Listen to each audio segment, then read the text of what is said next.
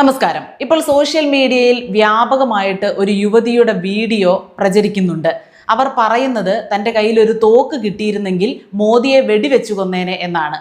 ആ പറയുന്നത് എത്ര നിസ്സാരമായിട്ടാണെന്നറിയാമോ, എത്ര ആവേശത്തോടെയാണെന്നറിയാമോ. ഏതോ ഒരു ഇളക്കത്തിൽ അങ്ങനെ നിൽക്കുമ്പോൾ ആ ചേച്ചി അങ്ങ് പറഞ്ഞു പോയ കാര്യമായിട്ടാണ് എനിക്കതിനെ തോന്നിയത്. അല്ലാതെ മനസ്സിൽ വൈരാഗ്യം സൂക്ഷിച്ചുകൊണ്ട് പ്രധാനമന്ത്രിയെ കൊല്ലണം എന്ന രീതിയിലൊന്നുമല്ല അവർ പറഞ്ഞതെങ്കിൽ പോലും താൻ പറയുന്നതിൻ്റെ ഗൗരവം എത്രത്തോളമാണ്, എത്ര വലിയ ഗൗരവമുള്ള അബദ്ധമാണ് താൻ ഈ വിളമ്പുന്നത്, നിയമപരമായിട്ട് തനിക്ക് ശിക്ഷ പോലും കിട്ടാൻ പറ്റുന്ന വകുപ്പുകൾ ഇതിലുണ്ട്, ഇതിനെപ്പറ്റി ഒന്നും വലിയ വിവരദോഷമാണ് താൻ ഈ പറയുന്നത്, രാജ്യദ്രോഹത്തിന്റെ പരിധിയിൽ വരുന്ന കാര്യമാണ് താൻ ഈ പറയുന്നത്. ഇതൊന്നും ഗൗനിക്കാതെ എന്താണ് പറയുന്നത് എന്ന സ്വബോധം പോലും ഇല്ലാതെ, അതായത് സ്വബോധം നശിച്ച ഒരാളെ പോലെ ഇങ്ങനെ പുലമ്പുകയാണ് ആവേശത്തിൽ, ക്യാമറ കണ്ടതിന്റെ തിളപ്പിൽ. അതായത് ഈ ജനനായകൻ എന്നൊരു സിനിമ, വിജയുടെ സിനിമ ഇപ്പൊ റിലീസായിട്ടുണ്ട്. അത് കണ്ടിറങ്ങി വന്നതിന്റെ ഹാങ് ഓവറിലോ മറ്റോ ആണ് ആ സ്ത്രീ നിൽക്കുന്നത്. ആ വില്ലനെ അതിൽ വെടിവെച്ചിട്ടതുപോലെ മോദിയെ എടുത്ത് ദൂരെ കളയണം, എൻ്റെ കയ്യിൽ അതുപോലെ ഒരു തോക്ക് കിട്ടിയിരുന്നെങ്കിൽ ഞാൻ വെടിവെച്ചേനെ. LKG പിള്ളേർ കാണിക്കാത്ത ഒരു വിവേകമില്ലായ്മയാണ് ആ സ്ത്രീ കാണിച്ചത്. എന്തുകൊണ്ടാണ് ഇവരൊക്കെ ഇങ്ങനെ കാണിക്കുന്നതും പറയുന്നതും? ഒന്ന്, കൃത്യമായിട്ട് വേണ്ട രീതിയിൽ ഇവിടെ ശിക്ഷാ നടപടികൾ സ്വീകരിക്കുന്നില്ല ഇത്തരക്കാർക്കെതിരെ. രണ്ട്, ഇവർക്കൊന്നും ഇത്തരം വിഷയങ്ങളെ പറ്റി വേണ്ട അവബോധമില്ല. എന്തു പറഞ്ഞുകൂടാ എന്നതിനെ പറ്റിയെങ്കിലും മനുഷ്യർ അറിഞ്ഞിരിക്കണ്ടേ? എന്തു പറയണം എന്നറിയണ്ട, പക്ഷേ ഞാൻ എന്തു പറഞ്ഞുകൂടാ എന്ന് തീർച്ചയായിട്ടും അറിഞ്ഞിരിക്കണം. അല്ലെങ്കിൽ മോശമായിട്ടുള്ള രീതിയിൽ തന്നെ നമ്മുടെ ജീവിതത്തെ അത് ബാധിക്കും. ഇപ്പോൾ അതാ ഒരു ലുക്കൗട്ട് നോട്ടീസ് ഇറക്കിയിരിക്കുന്നത് പോലെ ഈ സ്ത്രീയുടെ ചിത്രങ്ങൾ സോഷ്യൽ മീഡിയയിൽ ആകെ കുറേ ആളുകൾ പങ്കുവച്ചിരിക്കുകയാണ്. ഇവരെക്കുറിച്ച്, ഇവരുടെ പേരും വിലാസവും ഒക്കെ തരുന്ന ആളുകൾക്ക് ക്യാഷ് പ്രൈസ് വരെ പ്രഖ്യാപിച്ചിരിക്കുകയാണ് ചില ചാനലുകളും ആളുകളുമൊക്കെ. ഇതിൻ്റെയൊക്കെ ആവശ്യമുണ്ടോ? ഇതുകൂടാതെ ഈ CJP പ്രതിഷേധത്തെ വരുമാനമാർഗമാക്കി എടുത്തിരിക്കുന്ന കുറേ ആളുകളുണ്ട്. തങ്ങളുടെ സോഷ്യൽ മീഡിയ അക്കൗണ്ടുകളെ വളർത്താനുള്ള മാർഗമായിട്ട് ഇതിനെ ഒരു സീസണായിട്ട് കണ്ട് ആഘോഷിക്കുന്ന, ദുരുപയോഗം ചെയ്യുന്ന കുറേ സെലിബ്രിറ്റികൾ എന്ന് വിശേഷിപ്പിക്കുന്ന ആളുകൾ ഉൾപ്പെടെയുണ്ട്. രഞ്ജിനി ഹരിദാസ് ഒക്കെ ഇതിന് ഐക്യദാർഢ്യം പ്രഖ്യാപിച്ചു കൊണ്ടുപോയി. അത് അവരുടെ ഇഷ്ടമാണ്, സ്വാതന്ത്ര്യമാണ്, അവർക്ക് പോകാം. ഈ ഒരു വിഷയത്തെ പറ്റി ഞാൻ സംസാരിക്കുമ്പോൾ ഞാൻ വിദ്യാർത്ഥികൾക്കെതിരായിട്ടാണ് സംസാരിക്കുന്നതെന്ന് നിങ്ങൾ ആരും തെറ്റിദ്ധരിക്കരുത്.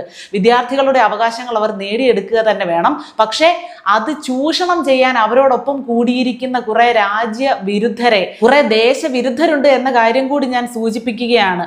അപ്പോൾ ഞാൻ ഈ വിദ്യാർത്ഥി സമരത്തിനെതിരാണ്, ഞാൻ BJPക്ക് വേണ്ടി സംസാരിക്കുന്നു, മോദിക്ക് വേണ്ടി സംസാരിക്കുന്നു എന്ന് നിങ്ങൾ തെറ്റിദ്ധരിക്കരുത്. ഒരുപാട് സെലിബ്രിറ്റികൾ അവിടെ ഐക്യദാർഢ്യവുമായിട്ട് പോയിട്ടുണ്ട്.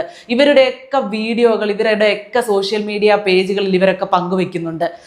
അവിടെ ചെന്ന് നമ്മൾ അവിടെ പോകുമ്പോൾ എന്തൊക്കെ തയ്യാറെടുപ്പുകൾ വേണം, ഇവിടെ ഇന്ന് കഴിക്കാൻ കിട്ടിയ ഭക്ഷണം ഇന്നതൊക്കെയായിരുന്നു എന്നൊക്കെ പറഞ്ഞ് വരെ വീഡിയോകൾ ഷെയർ ചെയ്യുകയാണ് അവരുടെയൊക്കെ അക്കൗണ്ടുകളിൽ. അങ്ങനെ വളർത്തുകയാണ്.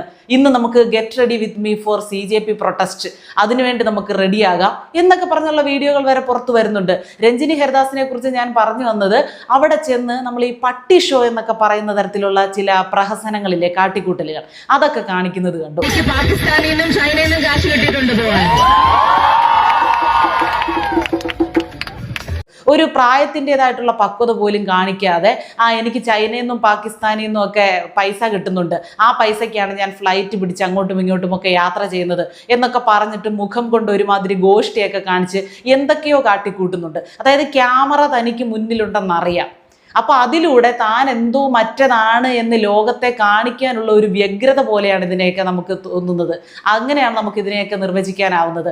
പക്ഷേ നമുക്കൊക്കെ പുച്ഛത്തോടെ മാത്രമേ ഇവരുടെയൊക്കെ ഈ പ്രഹസനം കാണാനാവൂ.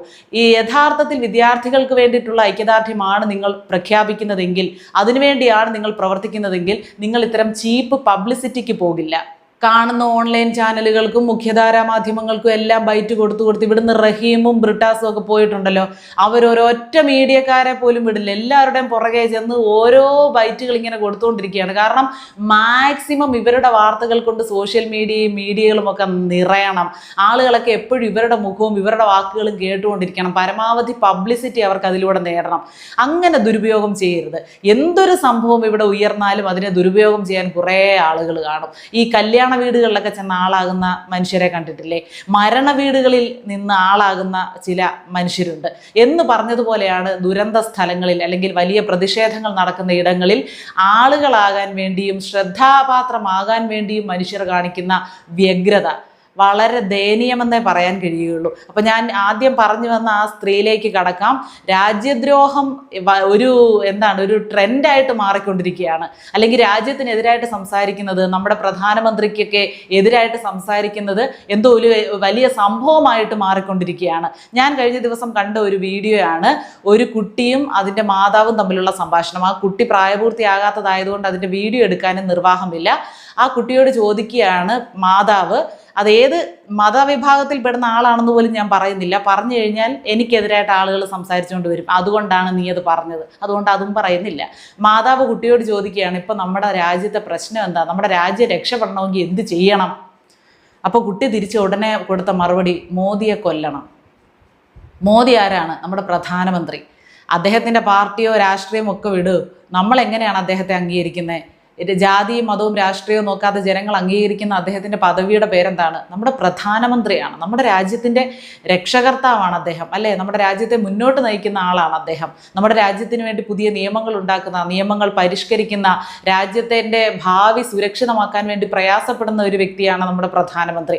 അപ്പോൾ അദ്ദേഹത്തെ കൊല്ലണമെന്ന് പറയുന്നു. അപ്പോൾ ആ മാതാവ് ചിരിച്ചുകൊണ്ടാണ് ആ ഒരു ഉത്തരത്തെ നേരിടുന്നത്. അയ്യോ കൊല്ലണോ? ആര് കൊല്ലുമെന്നാണ് ചോദിക്കുന്നത്. അത് മാതാവ് തന്നെ കൊല്ലണമെന്ന് പറയുന്നു. ഇതാണ് ആ സംഭാഷണം. കേരളത്തിൽ നടന്ന ഒരു സംഭവമാണിത്. അപ്പോൾ ഇങ്ങനെയുള്ള ഒരു ട്രെൻഡ് ഇവിടെ ഇപ്പോൾ ഉണ്ടാകുന്നുണ്ട്. രാജ്യത്തിനും നമ്മുടെ ഭരണകർത്താക്കൾക്കും എതിരായിട്ട് സംസാരിക്കുന്നത് വലിയ ഒരു ഹീറോയിസമായി മാറുന്ന ഒരു സംഭവം. അത് തെറ്റല്ലേ? ചോദ്യപേപ്പർ ചോർച്ചയുണ്ടായി, ഇനി ചോർച്ചകൾ ഉണ്ടാകാൻ പാടില്ല, കുട്ടികളുടെ ഭാവിയെ ഇരുട്ടിലാക്കാൻ പാടില്ല, കുട്ടികൾ ഇതുമൂലം ജീവൻ എടുക്കാൻ പാടില്ല, ഇതൊക്കെ ശരിയാണ്, ഇതൊന്നും തെറ്റാണെന്ന് ആരും പറയില്ല. പക്ഷേ അതിനുവേണ്ടി സ്വീകരിക്കുന്ന മാർഗം എന്താ? രാജ്യത്ത് കലാപം ഉണ്ടാക്കുകയാണോ? രാജ്യത്തിനെതിരായിട്ട് സംസാരിക്കുകയാണോ? ഇപ്പൊ ദാ നമ്മുടെ പൊതുപരീക്ഷാ നിയമത്തിന്റെ നിയമങ്ങളൊക്കെ പരിഷ്കരിച്ചു, അതൊക്കെ കൂടുതൽ കർശനമാക്കിയിട്ടുണ്ട്. ആരെങ്കിലും ചോദ്യപേപ്പർ ചോർച്ച പോലെയുള്ള ക്രമക്കേടുകളിൽ ഉൾപ്പെട്ടാൽ അവർക്ക് 10 കോടി രൂപ പിഴ, 10 വർഷം വരെ ജയിൽ ശിക്ഷ, ഇതൊക്കെ കിട്ടുന്ന തരത്തിൽ ആ നിയമങ്ങളൊക്കെ പരിഷ്കരിച്ചിട്ടുണ്ട്. 47 മുതിർന്ന ഉദ്യോഗസ്ഥരെ, പ്രധാനപ്പെട്ട ഉദ്യോഗസ്ഥരെ അടക്കം NDAയിൽ നിന്ന് പിരിച്ചുവിട്ടിട്ടുണ്ട്.